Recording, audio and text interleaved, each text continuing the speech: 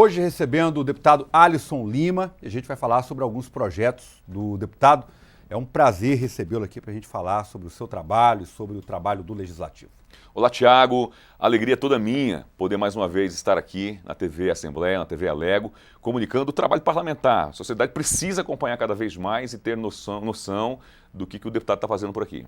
Deputado, o senhor sempre teve uma bandeira muito forte no transporte coletivo. E a gente vê que, apesar de toda a luta, o transporte ainda continua tendo problemas seríssimos. Há poucos dias, inclusive, uma ameaça de greve, né?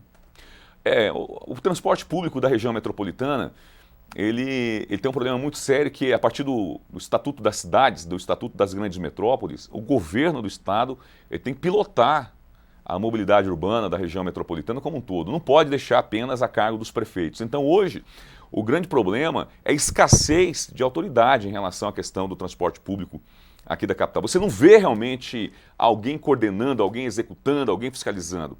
A CMTC, que seria realmente esse braço operacional de fiscalizar, de acompanhar o trabalho do dia a dia das empresas, não faz.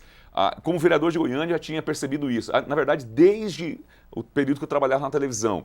Quando cheguei na Câmara Municipal, cobrei posições por parte da Prefeitura em relação a isso. Dou um exemplo. Eu estou sempre mandando ofícios para a Prefeitura de Goiânia, para o prefeito, para que ele promova reuniões da Câmara Deliberativa. Já mandei uns 4 ou 5 desses ofícios, nunca foi atendido. A Câmara Deliberativa do Transporte Coletivo virou um órgão folclórico que só se reúne para poder aumentar tarifa de ônibus, e eu sou membro lá da Câmara Deliberativa, e mesmo como membro eu não consigo provocar uma reunião. Então, e o governo do estado, ele tem que ser protagonista nesse negócio do transporte público. Está piorando, infelizmente, ano após ano, porque, por exemplo, quando se fala de reforma de terminais, de ampliação de frota, do controle operacional da bilhetagem diariamente, que o poder público tem que acompanhar, por exemplo, quanto que uma determinada linha arrecada diariamente, tudo isso aí tem de ter o dedo e a participação do poder público. Então, ao contrário dessa questão de Estado mínimo, de uma agenda de privatização, transporte público em qualquer lugar do mundo só funciona onde o poder público ele exerce 2 tipos de poder. O poder de administrar, né, de gerenciar o transporte, toda a estrutura da mobilidade urbana e também o papel da fiscalização. Você acha que o nosso modelo de precificação do transporte público aqui, ele é errado? Porque a gente entra e pode circular aí à vontade. Você acha que limitar e colocar por quilômetro seria o ideal? É o caminho, só que tem um agravante aí, né? Pode ser que aumente, como vai começar a rodar por quilômetro rodado, aumente muito o valor da tarifa, porque a região metropolitana de Goiânia ela é muito extensa e tem municípios como Bela Vista que está a 50 quilômetros praticamente do centro de Goiânia. Então, tem tudo ser feito com muito critério e muito estudo. O grande problema não é esse. Óbvio que nós podemos, de repente, estudar no segundo momento a questão de você, na precificação, você colocar por quilômetro rodado, que hoje não é. Hoje é por pessoa, né, por embarque na catraca. Então, os ônibus vão chegando nos terminais a partir do momento que vai entrando mais pessoa ali no terminal, mais gente entrando, passando pela catraca, e os ônibus vão, entre aspas, chegando no terminal para poder transportar essas pessoas. Se você coloca a partir do quilômetro rodado, você faz com que as empresas não tenham mais esse olhar apenas de gente dentro do ônibus, e sim passa realmente a rodar por quilômetro, de repente vem mais qualidade aí. Mas volto a reiterar, o grande problema, Tiago e telespectadores, é a questão da responsabilidade. Se o governo do estado de Goiás hoje não assumir a responsabilidade dele no transporte público, e hoje não assumiu, é omisso, e eu fui até o governador para poder alertar ele sobre isso, infelizmente nós não vamos ter um transporte público melhor no conceito de região metropolitana. É por isso que eu defendi agora, fui candidato a prefeito agora recentemente na campanha, defendi a questão da municipalização. Eu acho que é um caminho. Se os municípios da região metropolitana não quiserem pactuar, e aí, por exemplo, se a Narsa Kelly, lá em Bela Vista, não quiser entrar com um percentual mínimo de recurso, 2 milhões por ano, 3 milhões por ano, senador Canedo também colocar 5, Aparecida colocar 15, Trindade colocar 15 e Goiânia colocar 50 milhões por ano no sistema, não nas empresas, né? Ao que estão querendo fazer agora, porque hoje o Congresso Nacional está debruçado sobre isso. Hoje o Senado da República está, a qualquer momento, autorizando um socorro financeiro para as empresas de ônibus, em que vai mandar só para Goiânia 100 milhões de reais para poder equilibrar financeiramente as contas das empresas de ônibus. E a pergunta que eu faço para o telespectador agora, você que é microempresário, você que tem um MEI, que é um microempreendedor individual, se em algum momento o governo te socorreu financeiramente, por que os barões do transporte público contam com esse socorro? Mas vamos voltar lá no meu raciocínio. Enquanto o governo do estado de Goiás ou o governador não quiser assumir esse controle, junto com o prefeito de Goiânia, o próximo agora, né? os prefeitos da região metropolitana não assumirem ali, por exemplo, colocar recursos anualmente no sistema, as empresas vão continuar dominando todo o sistema de transporte coletivo, vão nadar de braçada e é um sistema que é desumano e ineficiente. Deputado, fazendo um balanço aqui desse ano de 2020, foi um ano peculiar, né, com muitas dificuldades. A pandemia virou o mundo praticamente de cabeça para baixo. Como é que o senhor avalia o trabalho do Legislativo no meio dessa mudança toda que nós tivemos? Nós aqui da Assembleia cumprimos duas missões extremamente importantes e fomos à risca nesse sentido aí, cumprimos a cabo. Primeiro, a questão do auxílio aos municípios. Todos os municípios estavam realmente muito apreensivos no começo, né? O cidadão lá do interior, do extremo norte do estado, quem mora no entorno de Brasília, veio uma pandemia da noite para o dia, em menos de um mês. Já tínhamos aí um sentimento de calamidade pública no Brasil inteiro e, né, os deputados foram rápidos aqui, nós aprovamos o decreto de calamidade pública para todos os municípios do interior do estado de Goiás.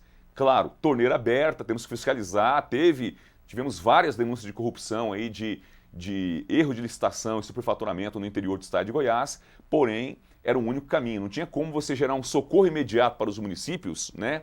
E até, de repente, abrir uma janela de parcelamento para que um prefeito pudesse parcelar uma dívida no futuro, sem esse decreto de calamidade pública, que foi muito importante para todos os municípios do estado. Um outro fator foi a questão, a primeira vez na história que a Assembleia Legislativa devolve 10 milhões de reais para os cofres públicos, especificamente para o combate à pandemia, para o aparelhamento dos hospitais públicos. Isso partiu de uma decisão em conjunto entre o deputado Lissauer, que é o presidente da Casa, todos os deputados estaduais, de oposição ou de situação, deputados da mesa diretora ou deputados que sejam de um clero mais baixo, todos, unanimemente, aceitamos esse compromisso de devolver 10 milhões de reais para o combate à pandemia. Isso aí são duas situações específicas que a Assembleia contribuiu muito agora no momento de pandemia de coronavírus. Estamos fiscalizando, eu sou um deputado de oposição, o tempo todo eu estou acompanhando as ações do governo no Diário do Estado, né? Enfim, fiscalizando as ações também,